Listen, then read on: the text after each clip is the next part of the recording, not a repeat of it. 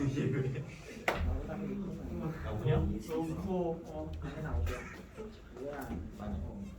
자, 368페이지. 자, 지금 하는 내용은 뭐냐면 이 급팽창 우주론이 어떻게 해서 나왔는가에 대한 얘기입니다. 자, 우선은 이 급팽창 우주론이 나오게 된 계기는 거기에 368페이지에 나와 있는 이 빅뱅 우주론이라고 하는 것으로 설명이 안 되는 몇 가지 현상에 대해서 이제 이걸 설명하고자 이제 이게 수정 보완된 이론이다라고 보시면 돼요. 빅뱅 우주론에서는 우선은 설명이 안 되는 것이 세 가지가 있는데 첫 번째는 뭐냐면 지평선에 관련된 문제, 두 번째는 편평성에 관련된 문제, 세 번째는 자기 홀극에 대한 문제. 자, 우선 이 세 가지가 빅뱅 우주론이 이것만 제외한다면 다 들어맞는 좀 뭔가 뭐 완벽까지는 아니더라도 가장 확실한 어떤 그런 이론이었다라고 볼 수가 있는 것인데 나중에 보다 보니까 저 세 가지가 설명이 안 됩니다. 그래서 나온 이론이 뭐였냐면 급팽창 우주론이 되고 있는 것인데 말이 조금 어려울 수 있을 건데 요거까지만 하라고 다시 또 한번 쉴 겁니다. 머리 좀 그만 선생님 사랑해요. 남자 사람 필요 없고. 선생님 제 생명의 은인이세요. 이거 분위기가 딱 참하면서 가만히 있어.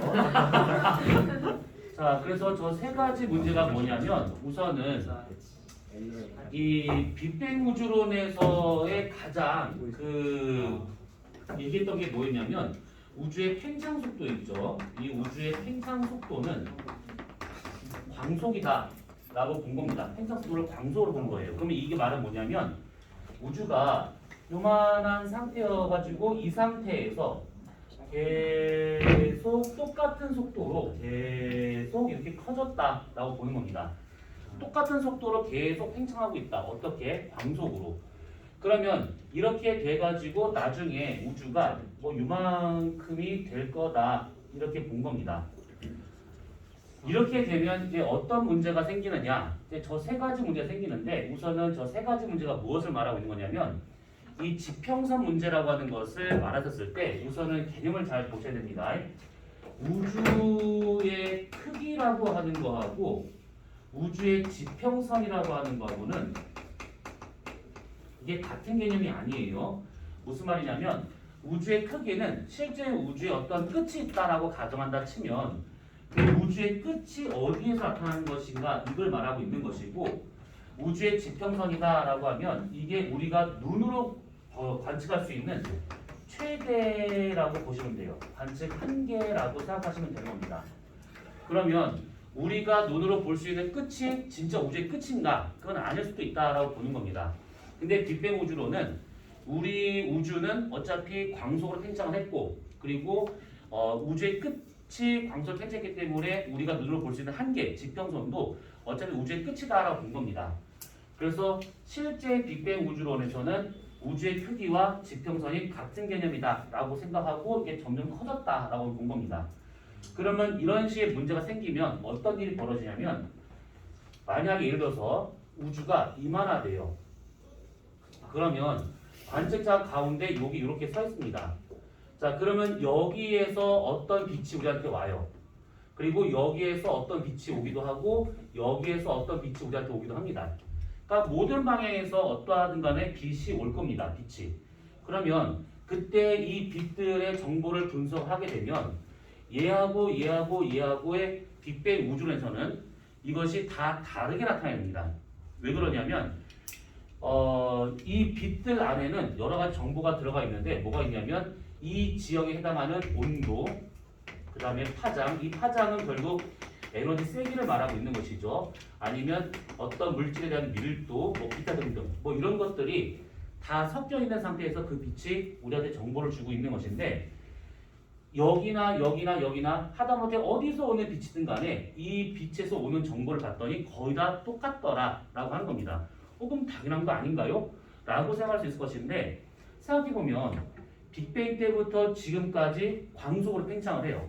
그러면 이런 정보들을 서로 교환할 수 있는 매개체는 빛밖에 없는데 여기서 이 빛이 끝에 가서 서로 정보가 교환이 되고 다시 일로 오거나 안 와도 상관없습니다.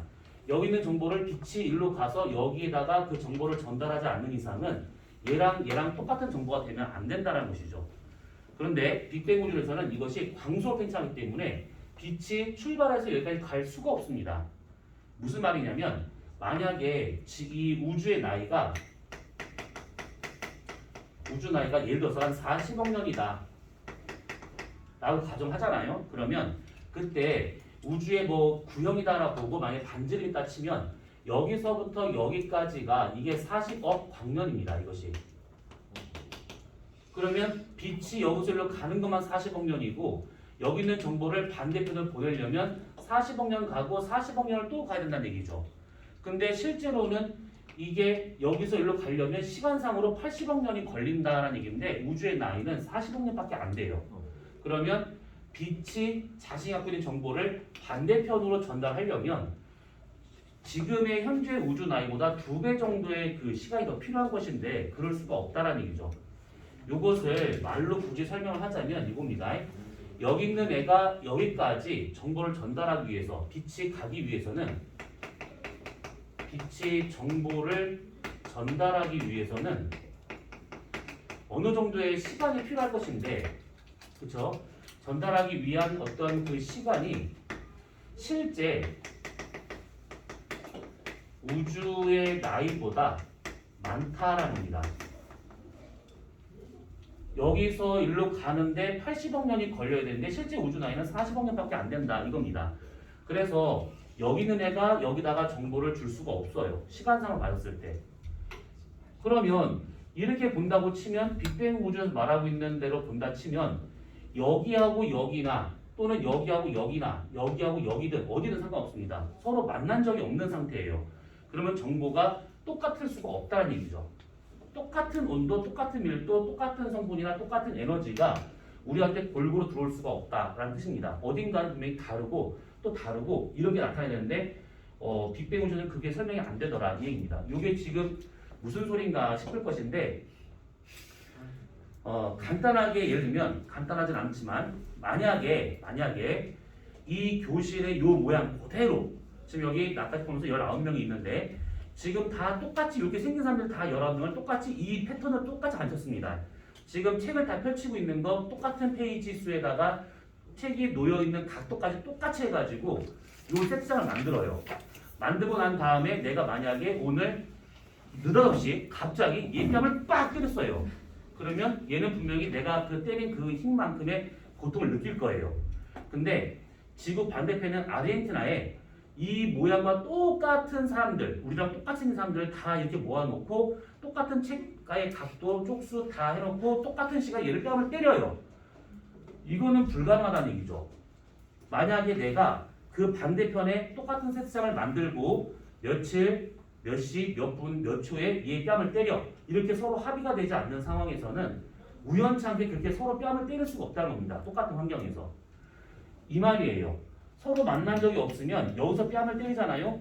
뺨을 때릴지 몰라요. 여기서는. 근데 만약에 서로 얘기가 됐으면 여기서 뺨 때렸으면 여기서 뺨을 때릴 겁니다. 똑같이. 그러니까 서로 정보 교환이 안 됐다라고 하는 것은 결국 다른 정보들이 우리한테 와야 되는 것인데 이상하게 똑같은 게 온다라는 겁니다. 어떻게? 여기서 뺨 때리고 여기서 뺨 때리고 여기서 뺨 때리고 다 똑같은 시간에 뺨 때렸다는 겁니다. 다. 불가능하다는 얘기죠. 확률상 봤을 때. 그러면 어떻게 생각하는 거냐?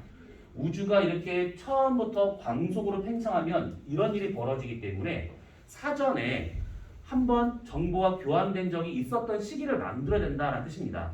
그 말은 뭐냐면 우주가 광속으로 팽창하지 않았던 시기가 있었구나 라고 보는 겁니다.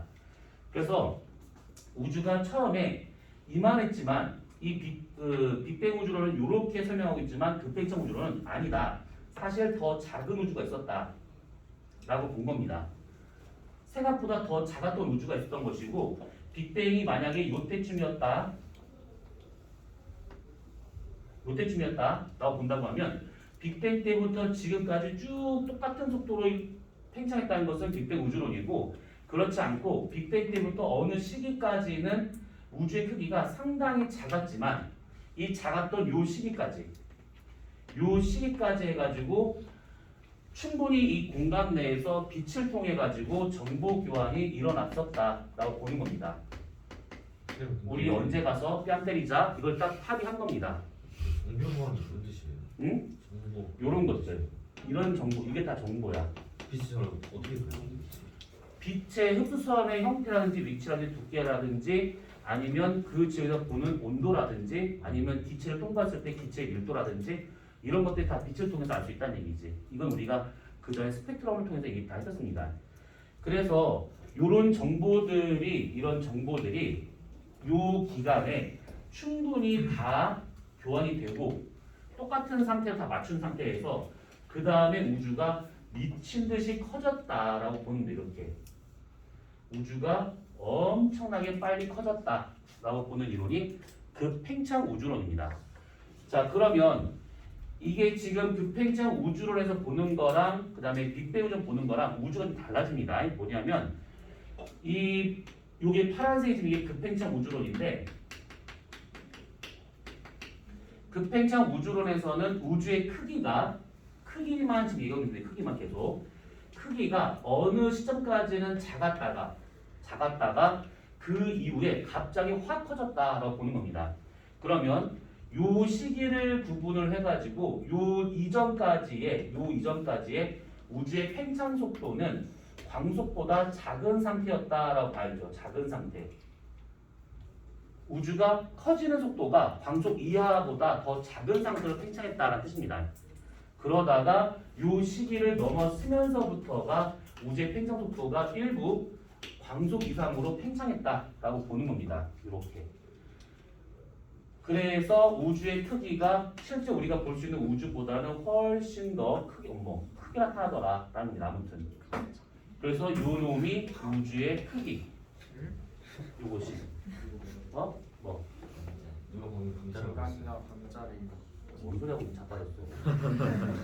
그래서 우주의 크기가 저 시점 이후로 갑자기 커졌다고 보는 겁니다. 그럼 그 말은 뭐냐면 광속 이상으로 팽창했기 때문에 우리가 볼 수 있는 우주의 끝인 지평선이 요 놈이 되는 것이고 요 파란색이 우주의 끝이 되고 있더라라고 보는 것이죠. 그래서 빅뱅 우주론에서는 설명하고자 하는 것이 빅뱅 우주론에서는 우주의 크기와 우리가 눈으로 볼 수 있는 우주의 지평선은 같은 거다. 왜? 계속 광속으로 팽창했으니까. 근데 급팽창 우주론에서는 실제 우리가 볼 수 있는 우주의 크기는 지평선이다라고 하는 여기가 끝인 것이고 지평선 너머에 실제 우주의 끝이 있다라고 보는 겁니다. 그래서 우주의 크기와 지평선 관계에서 봤을 때 빅뱅 우주론에서는 우주의 크기가 더 크더라. 이게 보는 겁니다. 지평선과 실제 크기가 분리가 되는 것이 현재 우주다라고 보고 있는 겁니다. 이것이.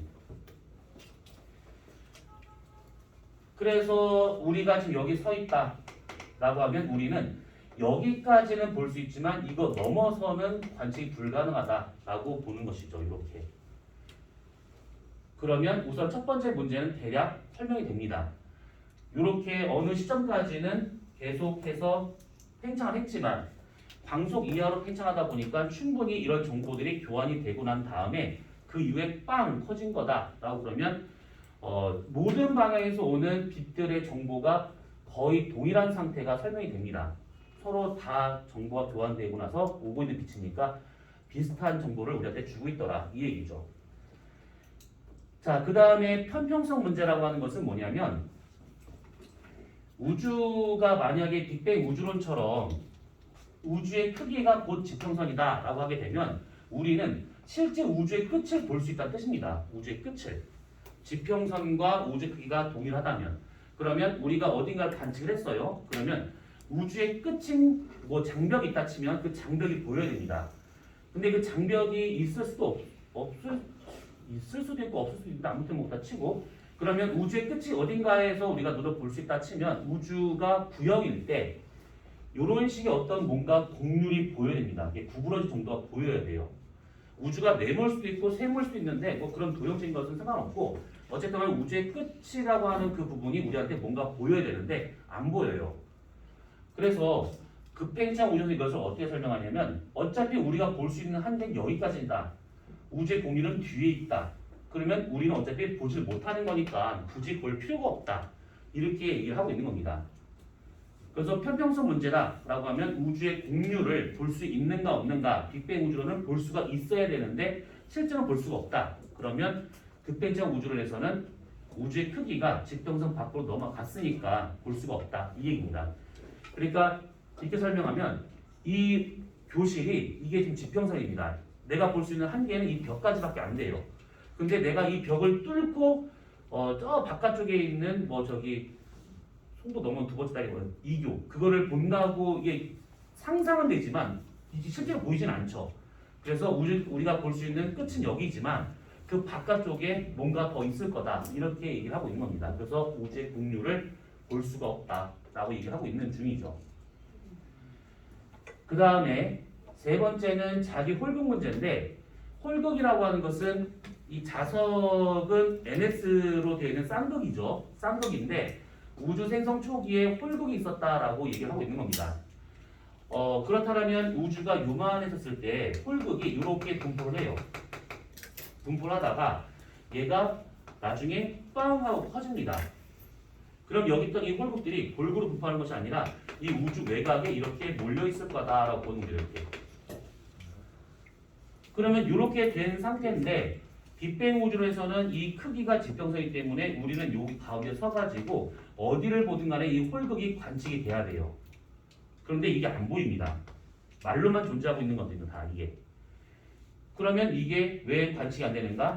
되게 좀 무책임한 얘기인데 우주의 지평선이 여기고 크기가 여기이기 때문에 실제 지금 이게 우주의 크기라고 친다고 하면 급팽창 우주에서는 얘보다 작은 게 지평선이다 보니까 지평선 밖으로 이렇게 홀극이 넘어가 있으니까 관측이 불가능하다라고 얘기를 하고 있는 겁니다. 그러니까 뭔가 되게 좀 뭐라 그럴까 어차피 보이지 않는 거 찾지 마라 뭐 이런 식으로 얘기를 하고 있는 겁니다. 저 그냥 크기 가지고 날먹하는 거 아니야? 뭐라는 거야? 그래서 크기가 더 크니까 지평선 넘어 있다 보니까 지평선과 크기 사이에 홀극이 존재해서 어차피 우리는 관측할 수 있는 것은 여기까지잖아요. 그 뒤에 있는 거니까 찾아도 찾을 수가 없다. 관측이 불가능하다라고 얘기를 하고 있는 겁니다. 약간 그래서- 때려가 쓰는 거 아니에요? 어? 때려가 쓰는 거 아니에요? 맞죠? 그래서 나 이거 볼 때마다 참 가르칠 때마다 참 짜증스러워요. 이거 보면 되게 기분 나쁘게 설득이 돼. 그러니까 어차피 보이지 않는 거 왜 찾냐? 이런 식으로 그냥 얘기했는데 뭐라 반박할 수가 없는 상황입니다. 그래가지고 지금 현재로서는 이걸 대체할 만한 이론이 없기 때문에 그냥 우선 그렇다라고 넘어가고 있는데 이 이론에서 가장 큰 문제가 하나 있습니다. 뭐냐면 다른 건 그래 다 이해가 돼. 기분 나쁘더라도 다 납득이 돼요. 그런데 뭐가 안 되냐면 요것이 이해가 안 가는 겁니다. 그러니까. 이게 어떻게 해서 얘가 광속으로 팽창할 수 있을 것인가에 대한 것인데 이게 일부 이론 물리학자 사이에서는 물질이 광속 이상으로 간다는 뜻이 아니라 공간 자체가 광속 이상으로 팽창하는 거기 때문에 우선은 물리적으로는 가능하다라고 봐요. 그러면 그따 봐요. 거기까지는 나 이해하겠어. 그런데 문제는 뭐냐면 얘도 얘지만 요거를 기준으로 해가지고 그 전에는 광속 이하의 팽창 속도가 갑자기 광속 이상으로 팽창이 돼버렸대요. 그러면 뭔가가 지금 요 사이에서 일어났어야지만 속도 변화가 생길 수 있다는 얘기지. 우리가 고전 물리학에서 말하고 있는 걸 친다 그러면 힘을 가야 됩니다. 결국은. 그러면 우주 공간상에서 우주를 갑자기 더 빠르게 확 팽창시킬 수 있으려면 뭔가 알짜 힘이 작용을 했었어야 되는데 그거에 대한 내용이 아무것도 없어요. 저렇게 되지 않았겠냐? 그래? 그래? 그러면 똑같이 베개너와 같은 똑같은 일이 벌어져요. 그러면 요 시기에 그러면 어떻게 설명할 거냐? 모르겠다. 아직은 발견되지 않은 거니까 더 공부 한번 해보자. 이렇게 돼버린다 이렇게. 그래서 요것만 어떻게 설명이 된다고 하면 이게 정설로 끝날 것 같은데 요거 자체가 얘도 설명이 잘 안 되지만 이거는 뭐 지금 많이 연구가 돼서 이제 웬만큼 설명이 된다 합니다. 근데 여기서 일로 가는 게 설명이 안 되는 거예요. 그렇다면 팽창 속도가 왜 증가했을까? 이건 조금 이상합니다. 근데 애초에 빅뱅도 왜 이렇게 폭발한지 설명 못하잖아요. 뭐라고? 애초에 빅뱅도 그게 왜 폭발했는지 설명 못하잖아요. 이것도 좀 웃기는 것인데 이거를 하나의 우주로 본다고 하면 설명이 잘 안 돼요.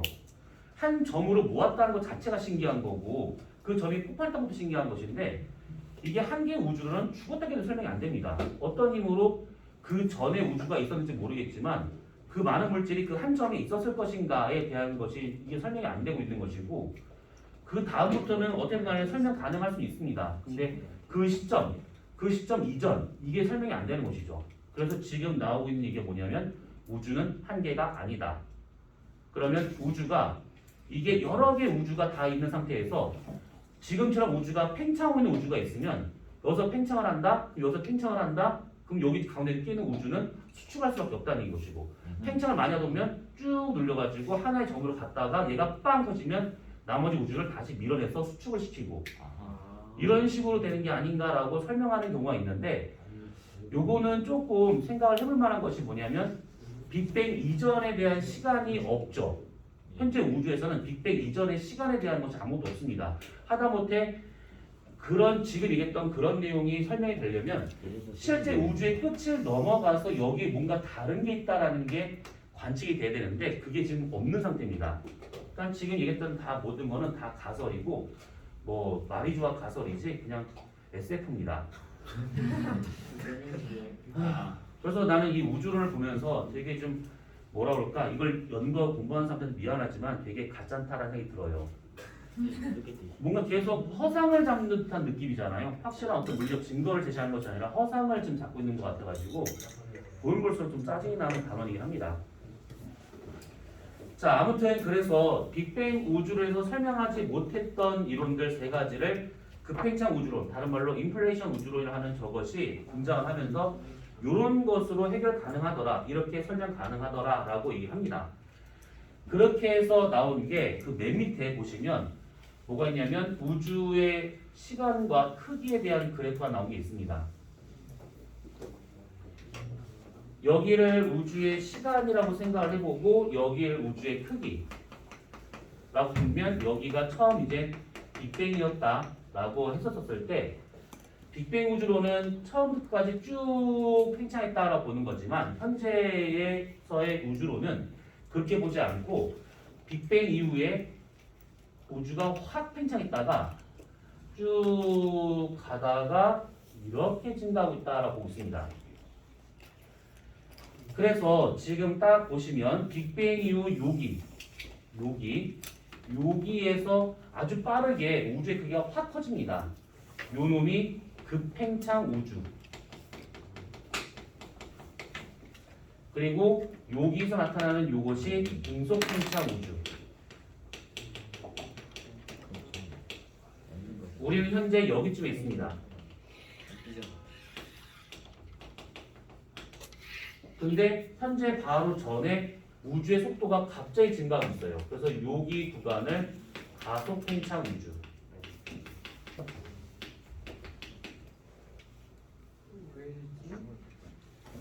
그래서 이거를 다 포함을 해가지고 표준 우주 모형이라고 말하고 있는 겁니다.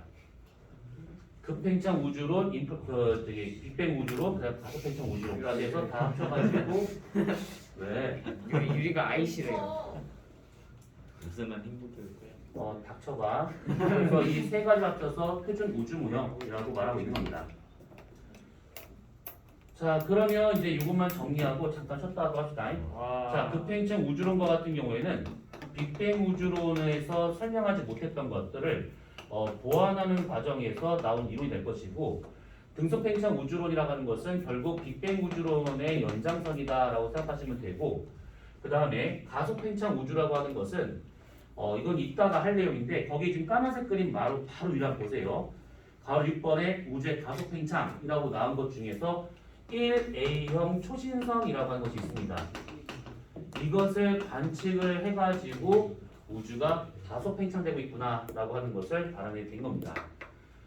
지금 이 세 가지 이론에 대한 것들을 이렇게 한 가지로 묶으면 이렇게 되는 것이고 일부 다른 문제나 다른 교재 같은 걸 보게 되면 이것을 X 대칭을 해가지고 이것을 이렇게 그린 경우가 있어요. 이렇게. 이렇게 그려진 경우가 있습니다. 근데 이 그림이랑 이 그림이랑 어차피 똑같은 그림이에요. 그냥 전체를 다 그리든 한쪽만 그리든 어차피 그건 중요하지 않습니다. 자, 그래서 368페이지에 나와 있는 가소팽창 우주에 대한 거 어렵네요. 쉬고 30분에 끝낼까 아니면 쉬고 지금 30분에 하고 끝내요. 20분에 끝낼까? 쉬고 30분에 끝내요. 네. 그게 좋을 것 같아요. 근데 이 시계가 맞는 거 맞아? 지금 52분이에요. 저게 좀더 지금 52분. 빠르긴 해요. 지금 52분. 52분이야? 네. 거의 맞긴 해요. 자, 그러면 잠깐 쉬었다가 요걸 보도록 합시다. 아, 어렵다. 아이올리즘은 그게 안될 거예요.